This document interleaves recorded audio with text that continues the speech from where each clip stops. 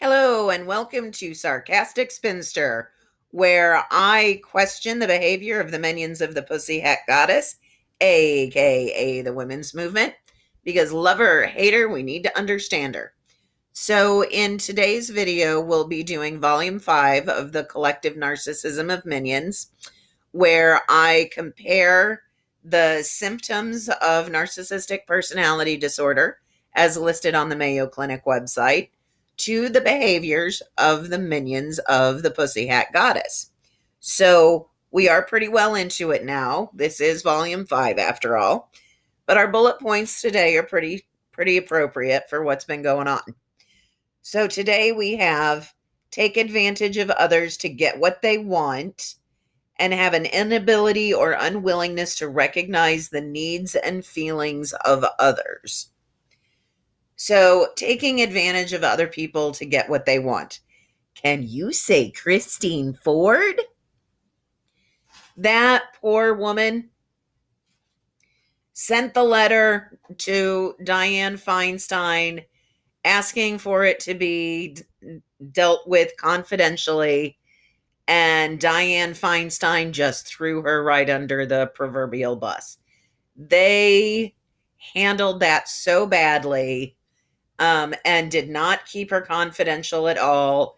They kept it confidentially until Dianne Feinstein could drop the claim on an unsuspecting Brett Kavanaugh and the Republican members of the Senate Judiciary Committee and just, blow everything wide open.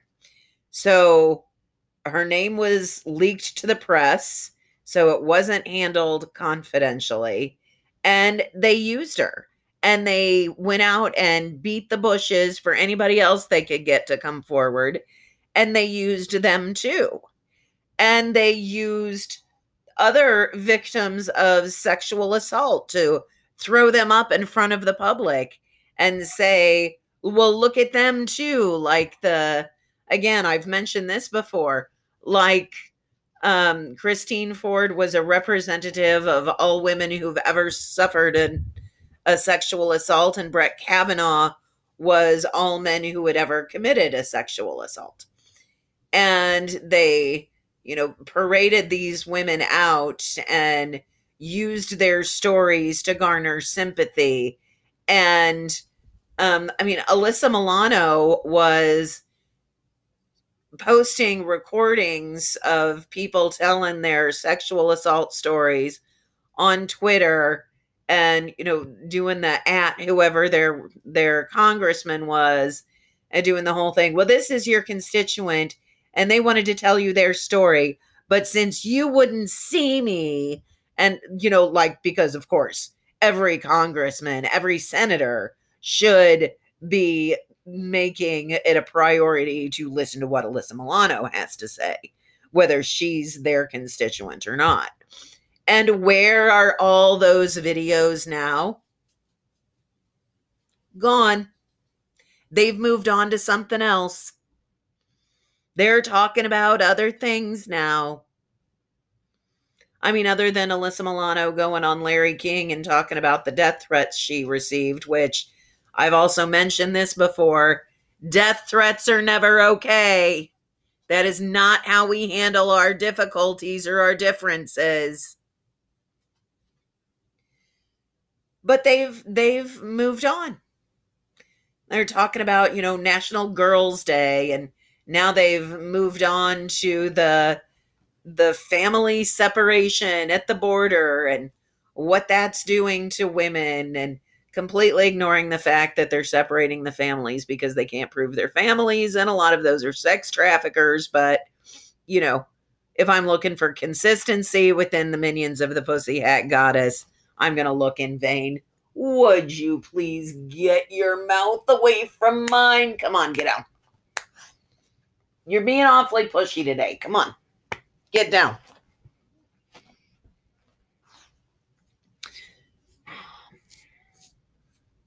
It's that toxic canine masculinity. Okay, now stop.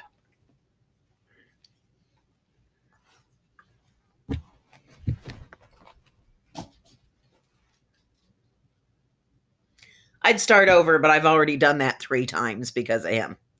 So, again, I could shut the door, but I hate to do that. I hate to block him out. But they've moved on, you know.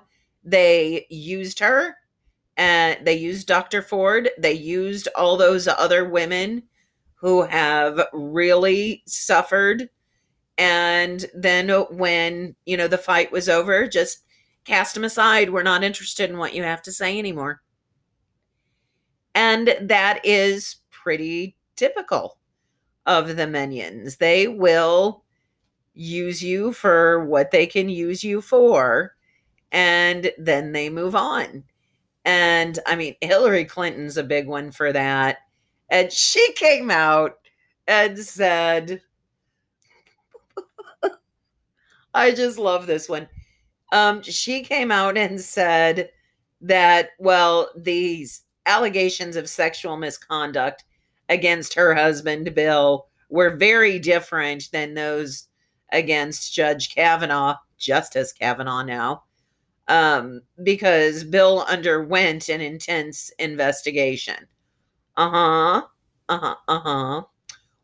I do agree that the allegations against Bill Clinton were very different than the allegations against Brett Kavanaugh, in that the allegations of Bill Clinton had corroborating evidence and witnesses that came forward. But the only one that got really investigated in that, special counsel Ken Starr investigation was Monica Lewinsky.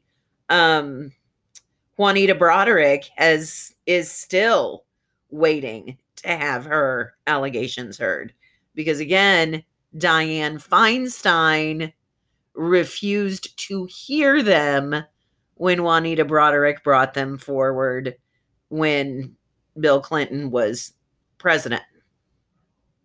So again, inconsistency in how things are applied.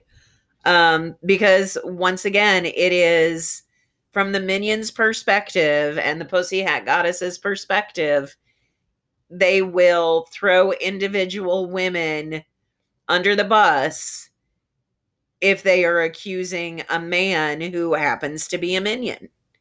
And a man will be a minion just to get some of the Pussycat Goddess's power. He will climb into the family vulva and let her drive him as far as she can, and he'll use her. And that's basically what Hillary Clinton has been doing. I don't think that Hillary Clinton is a minion of anyone. I think Hillary Clinton thinks that she deserves to have minions of her own. And I think she believes that the Pussycat Goddess is her minion that should be working for her. But I've made it pretty clear I absolutely despise Hillary Clinton, so that could just be me. But I think it's pretty clear that the minions do use people in that narcissistic way.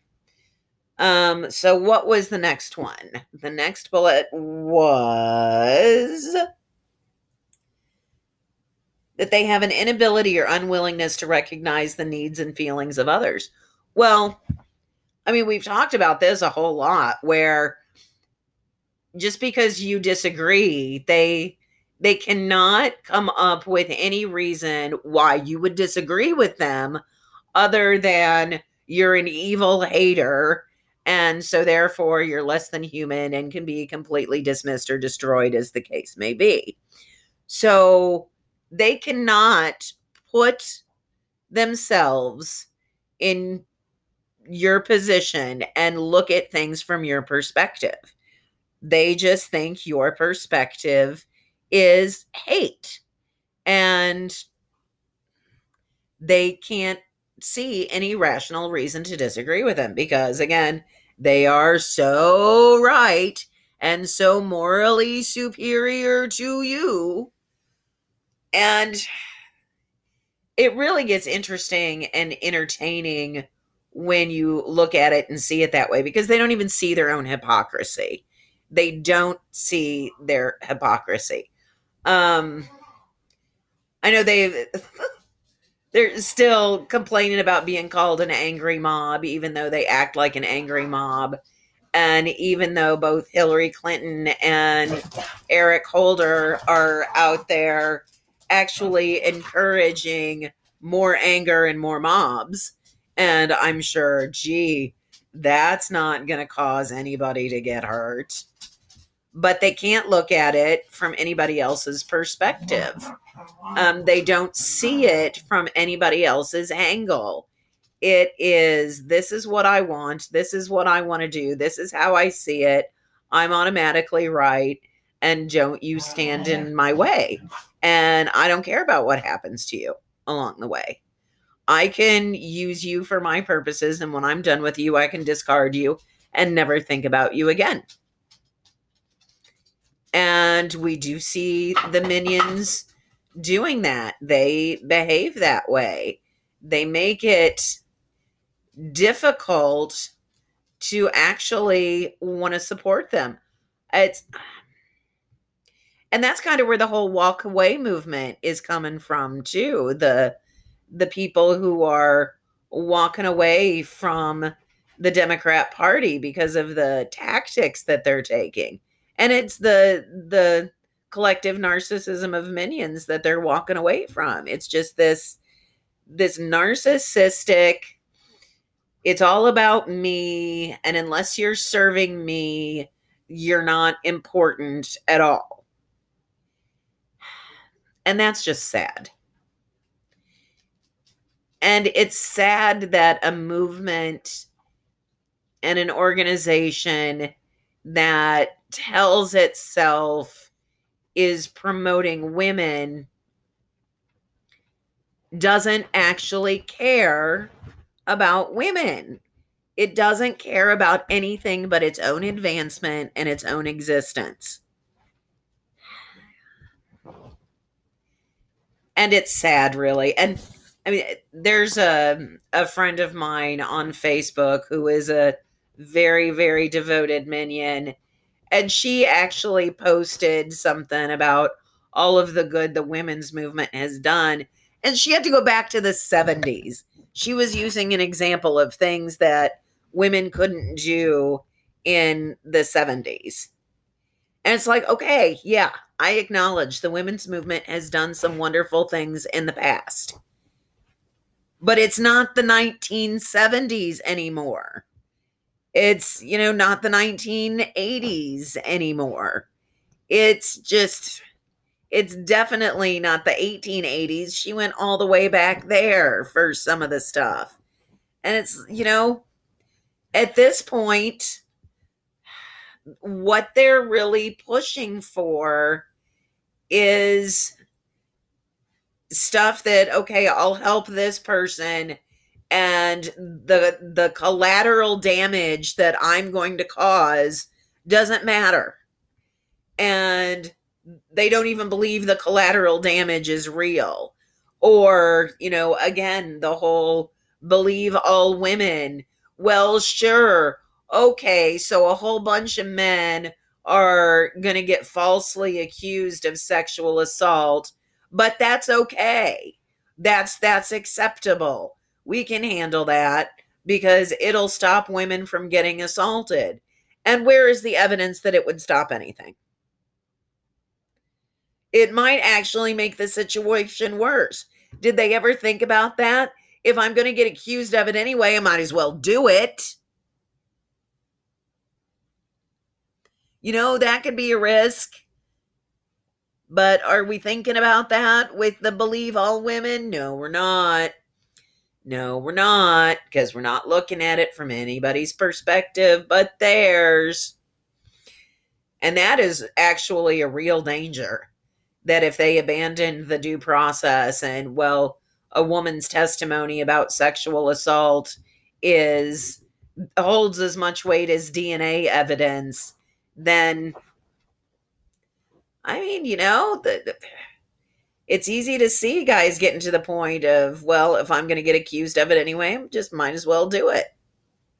Especially the men who have those tendencies anyway for power and violence, because that's what sexual assault is about. power and violence. And if I'm going to get accused of it, I mean, there was just a case in the news about a young kid who was falsely accused by 5 girls at school just because they didn't like him, and they just did it because they hated him. They were just mean girls, and they falsely accused him of a sexual assault, and he hung himself. And then his mother killed herself out of grief. But that's acceptable to them. That doesn't matter, because they can't see the pain and suffering of others. They can only see the pain and suffering of themselves. And that's just sad. Okay, so moving on to how they handle criticism. I think this is another one where Hillary Clinton is going to be an example. They experience major problems dealing with stress and adapting to change. Hillary Clinton just cannot come to terms with the fact that she lost the election. It was her turn. It was supposed to be hers. I mean, she lost it to Barack Obama, lost the primary way back there in 2008. And then she, try again in 2016. It was her turn and she lost again. And she can't handle it. And she hasn't even figured out why she lost. And she lost because she took it for granted that she was going to win.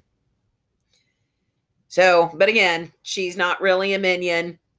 She thinks that she, should have minions. I almost feel bad for the woman, but I despise her too much to have any real sympathy. So let's think about it. They don't adapt well to change. They don't adapt well to the whole idea of change. And I mean, going back to the Women's March, the change of not getting what they wanted for president, and oh my gosh, we're going to go from having a big old progressive pushing us towards socialism in the White House to somebody who doesn't want to push us towards socialism, somebody who wants to come back to, come back from globalism and talk about national pride. Oh my God! Oh my God! And like, being a nationalist is such a horrible thing. And because it's not isolationist. We're not talking isolationism. We're simply talking national pride. That it's okay for nations to exist and have borders and have individual cultures. Isn't that what diversity is supposed to be about? So no, let's make us all one big global culture and then talk about how wonderfully diverse we are. But that doesn't have anything to do with Pussy Hat Goddess. That's a whole other set of minions. So, not handling change. I don't know so much about this one, that they have such a problem with it. They fight and scream and yell, but we've talked about so much of that, and they try and prevent any change that they don't want. And they work towards that,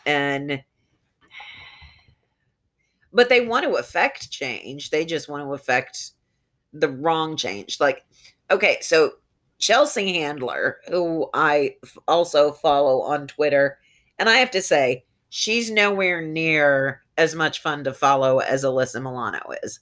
Because I have problems with the approach that Alyssa Milano is taking, but at least she is out there saying stuff and out there doing stuff. And Chelsea Handler, I can't even mock her Twitter posts because they're so either boring or nonsensical. It's just, I don't know. But she posted something that was out there, and it showed a list of percentages of men versus women, of different careers, Fortune 500 CEOs, 90% male, how many members of Congress, X% male, and going through this, and they were all high percentages of men. And says, and this is why we need to elect women in the midterms. No justification for why women might do a better job. No indication of which women to vote for. And somebody else did come back and say, I agree, Chelsea, vote for Marsha Blackburn in Tennessee, who's a Republican, which is not what Chelsea Handler had in mind at all. But there was just no reason for it. Elect women just because there aren't enough women. Okay. And okay. Not saying that women would be better. She didn't make any attempt to justify why it would be better to have more women. Just, we don't have, it's not 50-50, or there aren't enough. I don't even know where she was going with it. And so that whole trying to move change, trying to create change, they're not even good at that. Not the minions of the Pussy Hat Goddess. There are a few minions who are pretty good at it, at moving it forward. But most of them, they're trying to swing the pendulum, trying to move the needle, trying to do all that. But I don't even think they have any real understanding as to why. Now, I got to give props to Alyssa Milano. I think she knows why she's trying to do this. I just think she's going about it entirely the wrong way, and that she's looking for the government to solve all of the problems, which it's never going to be able to do. And she's seeing problems that aren't necessarily there and definitely aren't the government's to solve. But she's at least out there doing something. And as much as I would love her to change her approach, I gotta give her credit for being out there and working for him. So she's doing something. I mean, she's fighting against objectification and sexual assault of women by wearing #MeToo splashed across her fake boobs in a tight t-shirt, which kind of sends a contradictory message. And her boobs may be real. I have no idea. But it is just kind of a contradictory message. But I do have to give her credit for that. She's at least out there trying to impact and affect change. And we'll see what happens. We will see what happens in the midterms. This may be something that is really interesting, because I don't think the blue wave is going to come for them. And they're pretty sure it is. They're convinced that it is. And I mean, there may be a blue ripple. The way they're behaving is not helping them.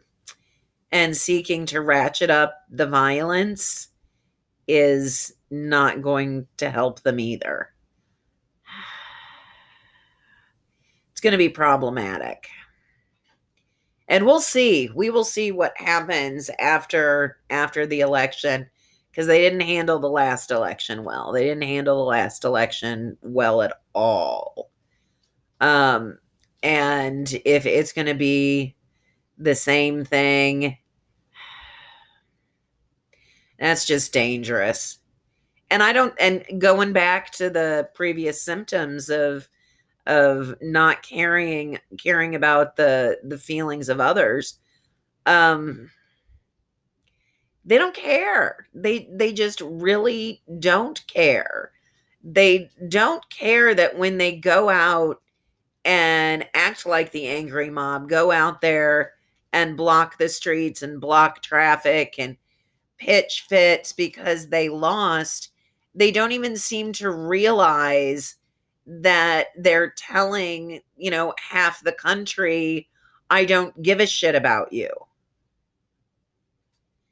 That became really, really clear to me immediately after the presidential election in 2016, is that they just didn't care that there were more people in more states that disagreed with them than agreed with them.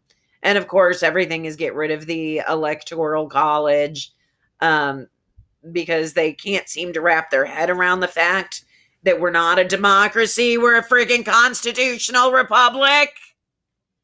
Which is why we have the electoral college, because it is not the people voting for the president, it's the freaking states.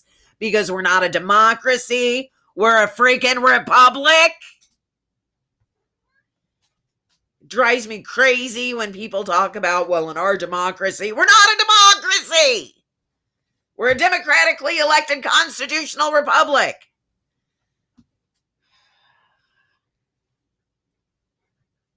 Okay. Now that I got that out of my system.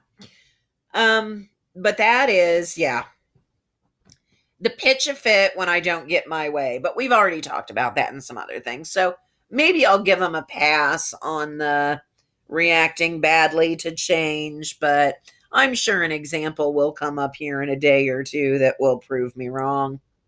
So just as a recap, back to the symptoms. They take advantage of others to get what they want. Christine Ford, poor woman. Have an inability or unwillingness to recognize the needs and feelings of others. Oh, yeah. And then anything they perceive as criticism. They have major problems dealing with stress and adapting to change. And I mean, dealing with stress, I guess I wasn't really paying that much attention to the dealing with stress. But yeah, I have a great nephew, who has some behavioral disorders. He's 9.